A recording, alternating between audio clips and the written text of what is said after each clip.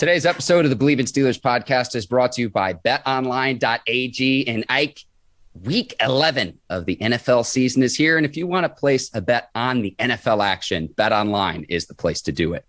Yeah, anything I want to bet on, I'm making sure I go to BetOnline.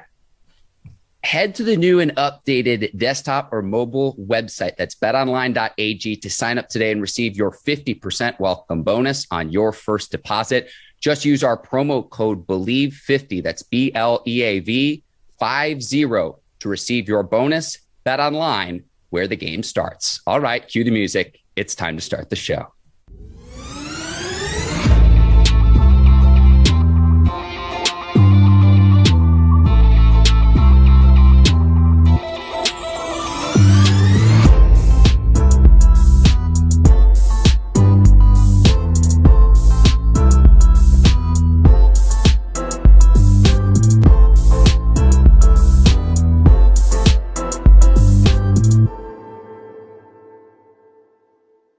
Welcome to the Bleav in Steelers podcast on the Bleav Podcast Network. I'm your host, Mark Bergin, joined as always by my guy, two-time Super Bowl champion and 12-year veteran of the Pittsburgh Steelers, Ike Taylor.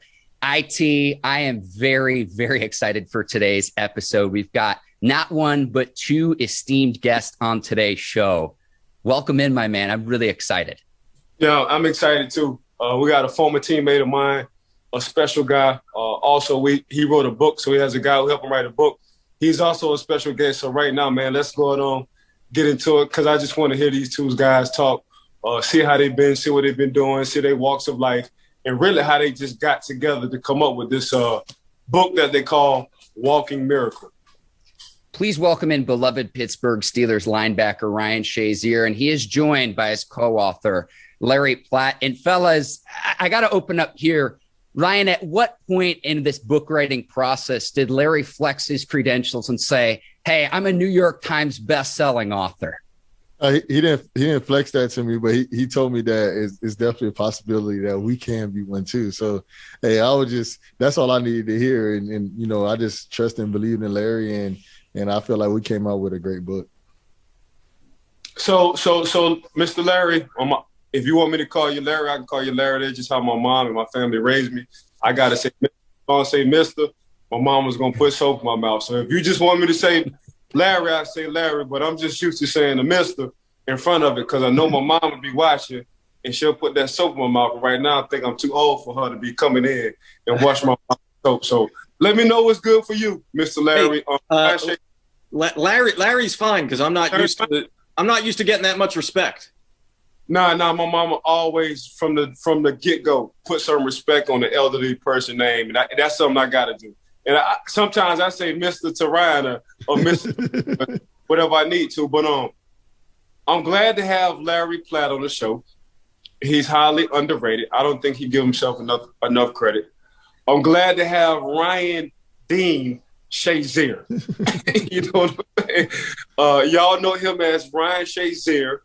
We call him Shay. So I want to get into talking about this book called The Walking Miracle. In between Larry and Ryan, y'all can go back and forth. What brought y'all together to come about with this book? So my agency is CAA, so I talked to CAA about me wanting to start writing a book. And I wanted to display my story and just the journey of me going through my spinal cord injury. And then, so they told me, I told them, I was like, I can write, but if I wrote a book, it'd probably be about 10 pages. It was like, I played football, and then I got hurt, and then I got better at the end, you know? So basically, I asked them to help me find one of the best authors to help me tell my story. And they introduced me to Larry. Then I read over some of the books that Larry had written. And I just love how he made the story sound just like the person themselves. And it almost felt like, you know, Charles Barkley wrote the book or Stuart Scott wrote the book. And to me, that's how I wanted my book to feel. And Larry did that. And I'm really excited to be able to work with him. I have one question, though. Ike, why you have a picture of you catching the ball you know you can't catch? Which one?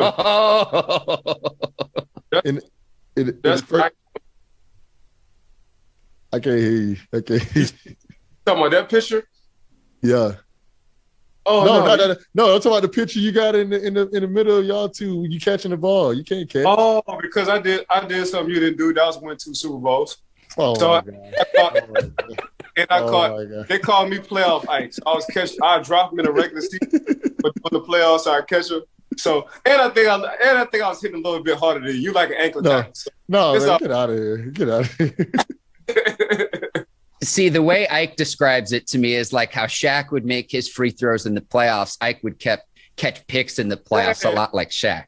The regular season, man, I won't catch nothing but 5 minute playoffs. Now, Shay, on the other hand, Shay has some hands. Like, I got opportunity to play with Shay. Like, Shay was an all-around athlete, but I think, pound for pound, I was a harder hitter than Shay. Shay thought he was hitting something. Shay wasn't hitting nothing. Shay wasn't doing nothing but fast. That's all he was doing. Hey, you're right. You playing linebacker and I'm playing corner. I'll let you do the hit. Well, I will say this. I mean, I read this book too, and it seems like every chapter, it's like, oh yeah, I had 15 tackles, 4 and an interception. It seemed like every chapter was written that way.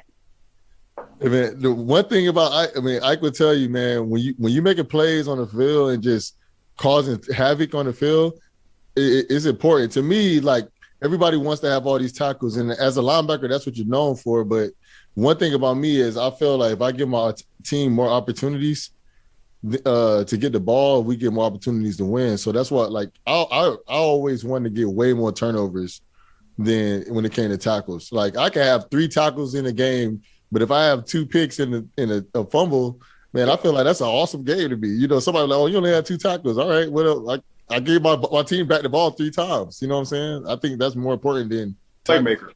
You was a playmaker, Shay. It's guys who play football. It's guys who like to pat stats. But for you was a playmaker. And your kind don't come around too often. So I look at Troy Polamalu's. I looked at you. Who else I looked at? Casey Hampton, the James Harrison. Like, them guys, like, I was fortunate enough to play with y'all guys. So I was real fortunate to play with some Hall of Fame and some greats. But yeah, y'all, you and Troy, because y'all always playmakers, y'all don't come around too often. So to believe it or not, we call y'all guys like Michael Jackson and call us the Jackson 5. Like, we rode y'all coattail. So say, you know what I'm saying? So no, I wouldn't say all that. Nah, Shay, just as a young buck, we already told you was the one. You see it. As soon as you stepped on the field, as soon as you came into the locker room, we like, okay, he the one. And ain't no, let's see when he's going to fight for this starting position. Nah, like, Shay the one. So all you did was verify when you got on the field what you was doing. Yeah, and you said exactly right. Like, you weren't worrying about no tackles. You was like, how can I make a play? You know what I'm saying? But now you're doing, you did everything you needed to do on the field, and the situation that happened with you and your injury, you're making even more plays off the field, and we're gonna talk about that. But let's get into it. Mr. Larry Platt, can we get your side on working with Shazier, and how long did it take y'all to get this project together?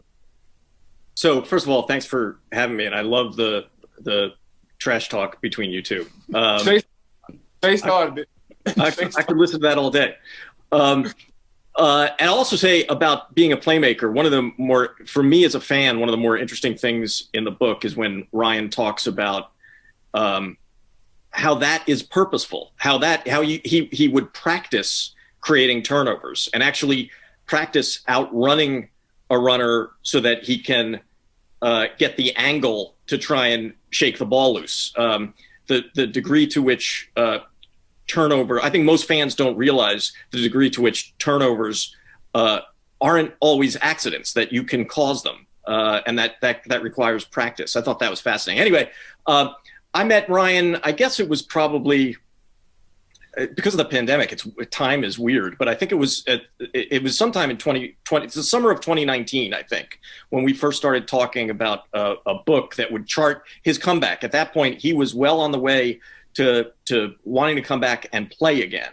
And the book sort of charts that process, and it came very close to happening, and we can get into that. But we met, and what I loved was, and it's very similar to my book with Stuart Scott, the late ESPN sportscaster, who the first time we met, Ryan said, I don't want this to just be a book about football. I want it to be a book about overcoming adversity. And that's almost exactly what Stuart said to me the first time I met him. And that's he didn't want it to be a sports memoir. He wanted it to be about how dealing with cancer was like an actual blessing in some ways. And so I felt immediately like this story was needed. And then we just started working on it. And there's plenty of great football stuff in the book, but the theme is really, how do you handle what's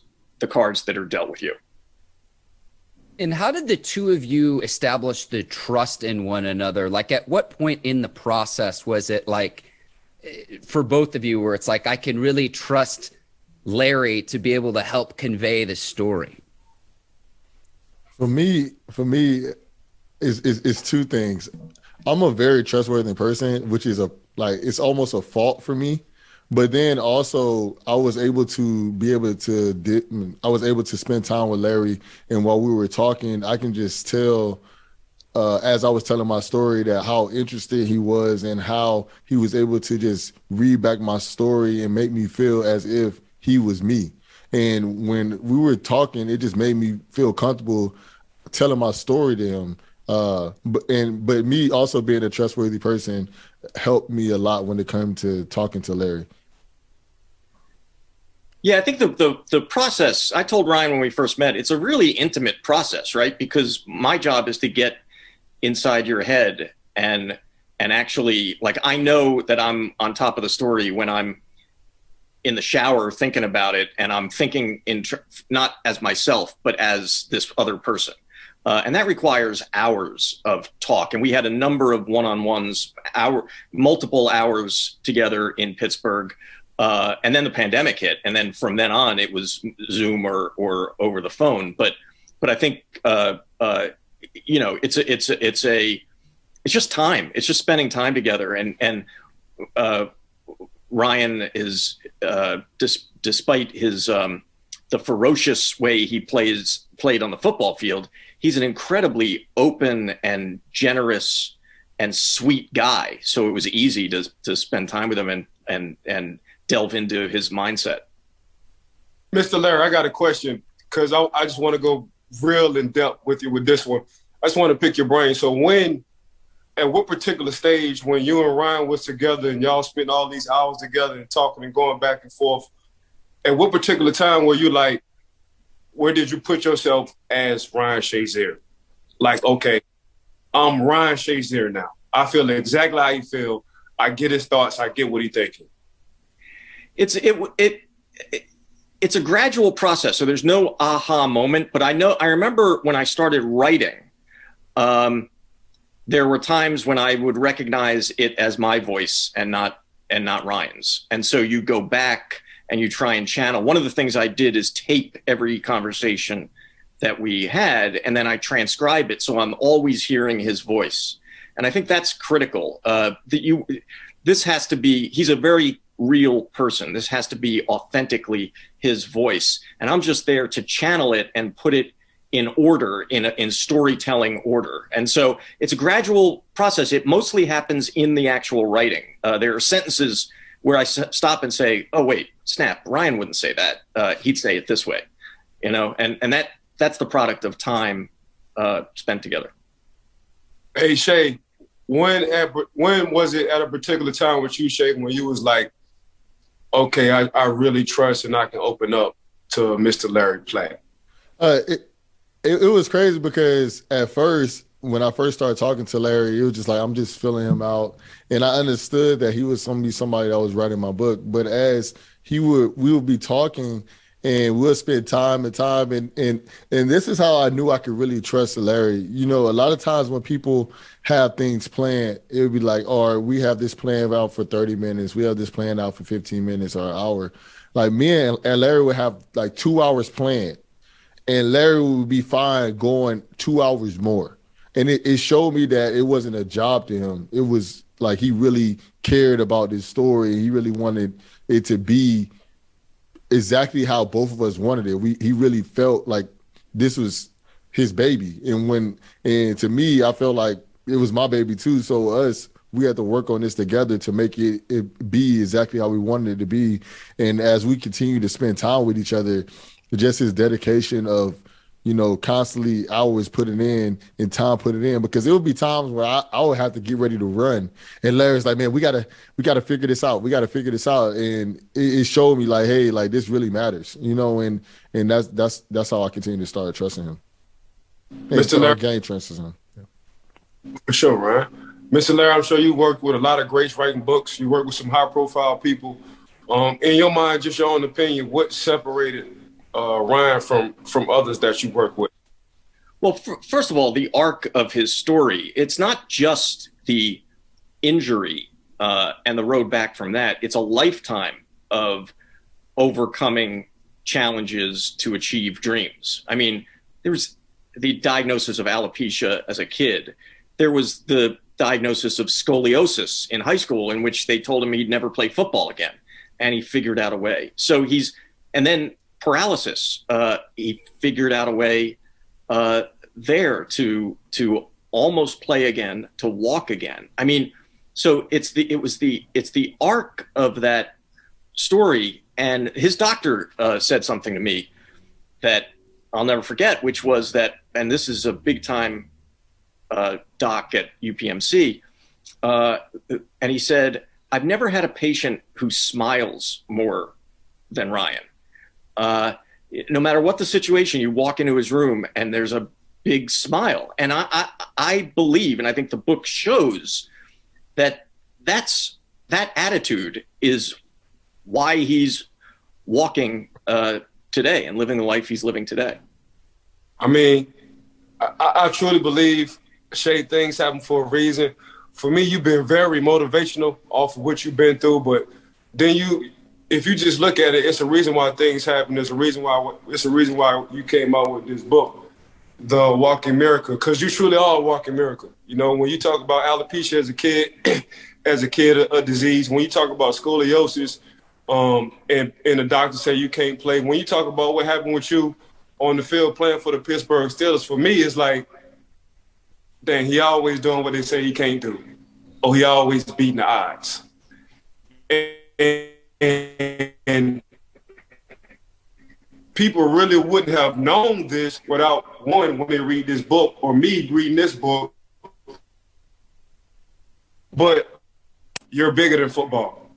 And you're bigger than what people think you are. So, yeah, things do happen for a reason, Shay. But I just personally want to tell you, like, bro, you always inspired me.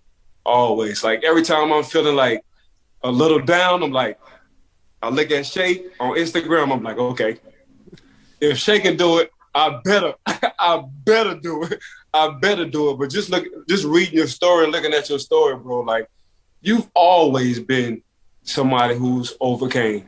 This way before football, since a kid, you always been that person. So, bro, keep motivating. I just had to get that off my chest. So keep motivating and inspiring, bro. No, thank you. What's crazy is, like, and I used to tell Larry this, like, one thing that helped me become, a great football player, or even, stay like positive and push through situations like this, is just time with like y'all, time with people that were great at their job, and people that became, Hall of Famers and greats.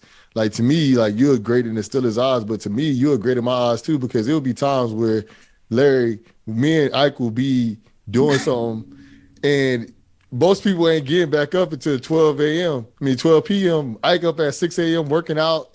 He's like, man, how does guy have this type of energy? But it just showed me, like, work ethic that people have.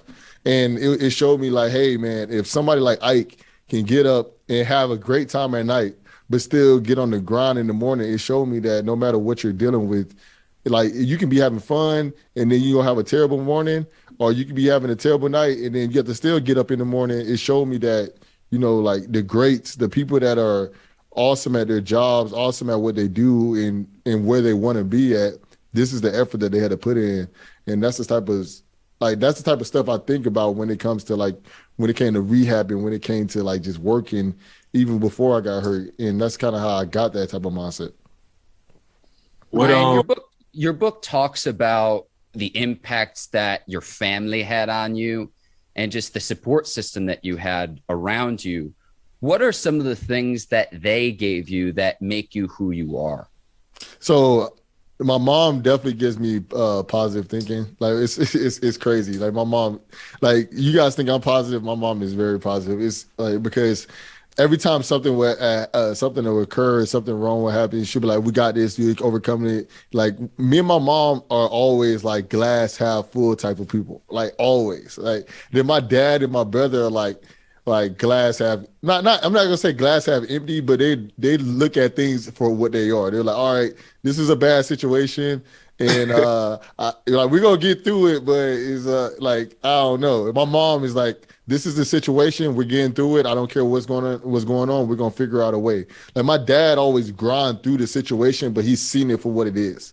So like I got my work ethic from my dad, but I just got like my mentality of like how I think about situations from my mom. And my wife hates it because like every situation we get in, like she'll get in an argument with somebody. I'm like, Michelle, don't worry about it. Like they're having a bad day. Just keep on moving.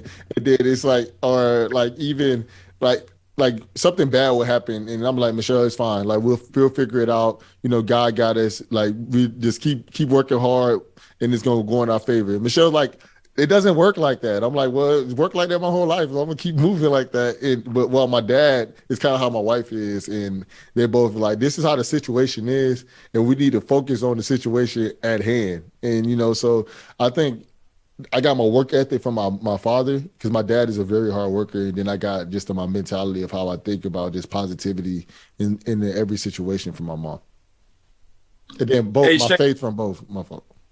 Shay, when.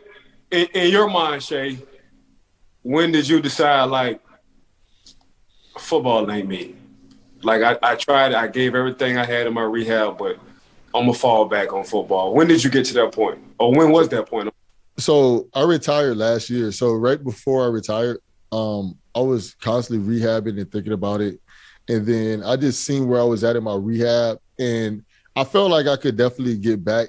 If I would have stayed rehabbing as much as I was rehabbing in the beginning, I think I would definitely been able to get back to the field. But to me, like I wanted to be a Hall of Famer and I wanted to display a style of football, and I don't feel that I was going to be able to display that when I came back. I would have been able to play football. I probably would have been still good, but everybody remembered Ryan as a certain way. And this Ike knows this saying. And I think Larry knows this saying, you are who you put on tape. So so the thing is, everybody can look at you as like, man, Ryan was one of the greatest players to ever play.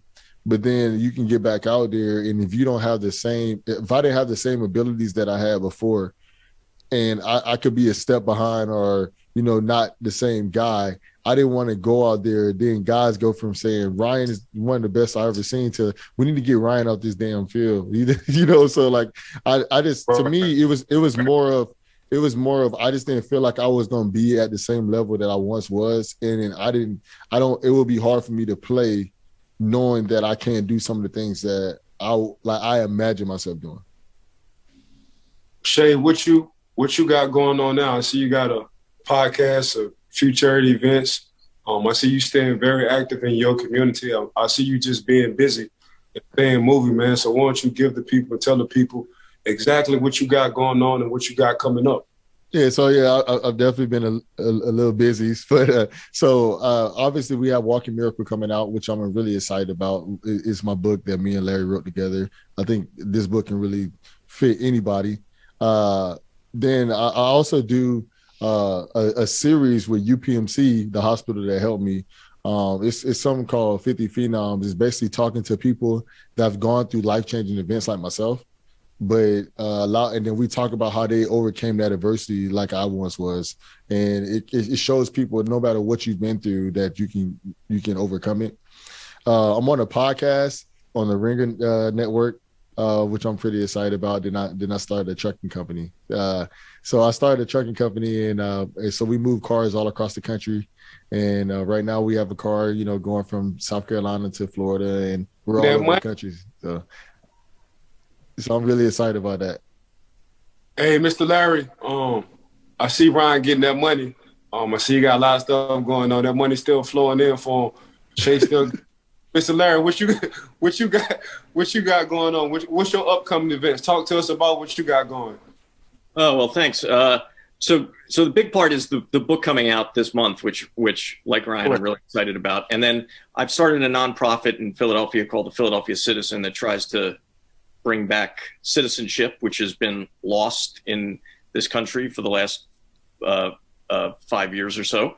And working on a proposal for another book. I can't talk about it yet, except to say it's a really also a very inspiring story of a returning citizen who spent 23 years in jail for murder and is now in Virginia changing his community for the better. And it's a beautiful redemption story. Good stuff. Good stuff. Ryan, I've got to go back to one thing you said earlier about being at the UPMC Rooney Sports Complex early in the mornings. You know, you'd see Ike there. In the book, you talk about seeing Coach Tomlin there. Was there a conversation you had with Coach Mike Tomlin that was most memorable to you during those early mornings? We had so many, memorable conversations, and I could tell you, my rookie year when I got drafted. So most guys when they get drafted, they have to like earn their starting spot, and so I remember we looked at the depth chart, and I looked at the depth chart. It was like, the starting linebacker, and he's calling the plays is Ryan. And I'm like, I don't even know the plays. How am I calling the plays? So I had to start going in there early and start learning things. And as I started getting older, I started going really early in the mornings. And in those early mornings, me and Coach Tomlin would spend a lot of time talking. And it was more about just where he's seen the defense. And one of the things that was really memorable to me from Coach Tomlin was like, hey, Ryan, you're a good enough player, and you call the offense. Basically, you call the defense. Basically, you're like Ben out there on field. And he said, and I told him, like, these are my goals. He was like, Ryan, if you have full control of the defense, if you put the defense in the best situations for the defense to win, everything that you want to accomplish is going to happen. And like most people was like, how does that make sense? But to me, it really made me think about, like, Coach was like, Ryan, if you really think about your teammates and just think about putting all of them in position to make plays, like, your plays are going to come. Because he, like, basically was saying, like, on defense, you're always basically reacting off of what the offense does. So I have to react and put my teammates in situations, that I feel like they can win. Like, I remember it was one time Bud Dupree was guarding Tyreek Hill. That's not a winning situation, So basically, I had to put Bud back in the coverage, Bud back into the rush, and figure out somebody else to guard Tyreek Hill. Bud hits Alex Smith. Alex Smith hits the ball up in the air, and the pick falls in my hand. So it's just like little things like that. Coach always told me, try to put your teammates in good position, and your plays will come. But then he also just told me, Ryan, like, it came to film. So many people, when they watch film, they stop the film. And I could tell you this too. They stop the film when they're watching it, and Coach Tomlin just let it flow. And he was like, Ryan, like, you will notice when something important pops up to you if you just let it flow. And I was like, man, how does that make sense? But then I started doing it, and then you start seeing who's the playmakers, what are things they're constantly doing on a consistent basis. And it really just made me get in position to start making plays, but also just deal with the situation that's presented itself, because you don't get to pause your life. Most people, you're so used to pausing on film because, like, let me see exactly what they're doing. But in life or in the game, if something's happening, you can't pause it. You can't pause the play. You have to react and adjust on what you see in that moment. And that's some of the biggest things that I kind of learned from Coach. Yeah, the chess match of all of it. As we start to wrap up here, I just want to say the line that really stuck out to me, and Larry, I think you did a great job of documenting Ryan's journey, both at The Ohio State and then at the Pittsburgh Steelers. But it was a line from Coach Urban Meyer's book talking about the culture and how a great culture can make even a mediocre strategy effective, but a weak culture can undermine even the best strategy. And that to me was one of my big takeaways from the book, because that applies to any walk of life. Yeah, and I will say, and Ryan can speak to this, I was just a couple of weeks ago with a couple of Philadelphia Eagles. We were out, and I was telling these guys about the book and about Ryan, and they were stunned at how the Steelers stood by Ryan. And it's more than stood by him, embraced him, and kept him as part of the team. And that speaks to your point about culture. That is not done in the in the NFL or any league for that matter. It's always, the stakes are so high. It's always next man up. Right. And the sensitivity that organization showed, I hope that comes across in the book, because I know other players were really impressed by that. And Ryan, you could talk more about the specifics of that, but it blows a lot of people away, I think. I mean, yeah. So I would like to say this: we're very proudful, and I think Ryan can co-sign this, to be a Pittsburgh Steeler. Yeah, because of the fact that the Philadelphia Eagles or another organization, or guys who play with other organizations that have came to the Pittsburgh Steelers, like, okay, we see why y'all win. We see why it's different. But the fact, from looking from outside in, and you see an organization honor his contract for a couple of years later and still stick by his side for a couple of years later, that says a lot about how we feel about our organization. And again, it says a lot about how the organization feels about their players. So that's what I saw in the book. But just from looking at it from afar, I'm glad you did say that, because I always hold my head high on when I say I'm a Pittsburgh Steeler, because I know how the organization treats his players. And I'm sure Ryan Shazier feels the same way. I didn't mean to cut you off, Shay, but my bad, bro. You can talk. No. I feel the same exact way. I get on on my podcast. We talk about the NFL every week, and they call me a homer, and it's like, how can I not be a homer? The way they treated me, and the way that they treat their players, they treat them like family. It's a lot of guys that play at other teams in the league, and you're just another commodity out there. And I don't feel like that's how it is in Pittsburgh. So for me, I feel like it's a family. I'm still really close to a lot of the executive team. I'm still close with a lot of the players on the team. And me and Coach Tomlin have a relationship. Me and Mr. Rooney have a relationship. Me and Kevin Colbert has a relationship. And for me, it was more important than just playing football there. Like, it was really family. Like, Mr. Rooney knows my kids' names, like both of my kids, and one of them don't even stay in Pittsburgh. That he doesn't even see that often, and that shows you that it's important. Like, their players are important to them, and that's why I'm glad. Like you said, I'm glad to be part of this organization. And one of the Kevin Colbert, the GM, went to your hospital room when you were paralyzed to ask you how you would feel if they drafted a linebacker. Like, that is beyond the pale.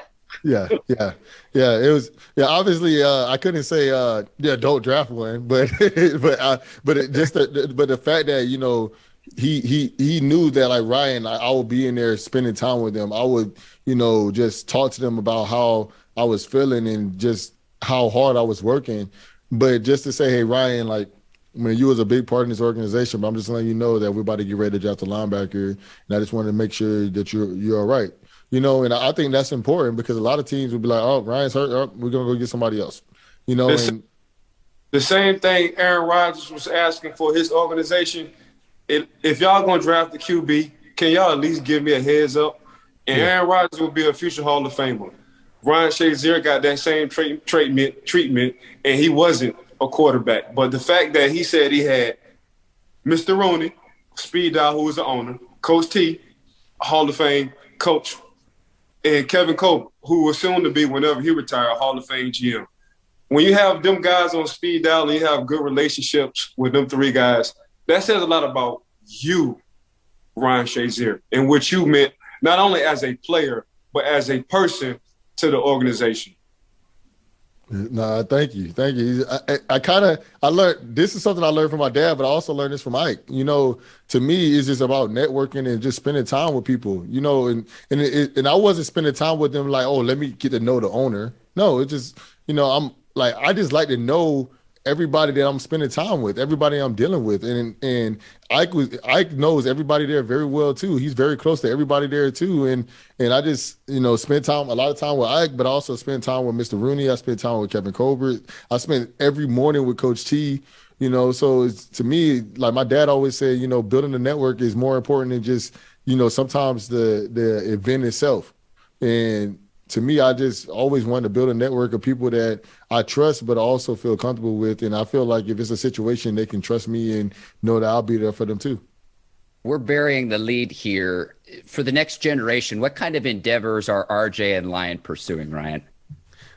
So what endeavors? Lion is 2. So he has the whole world at his hands.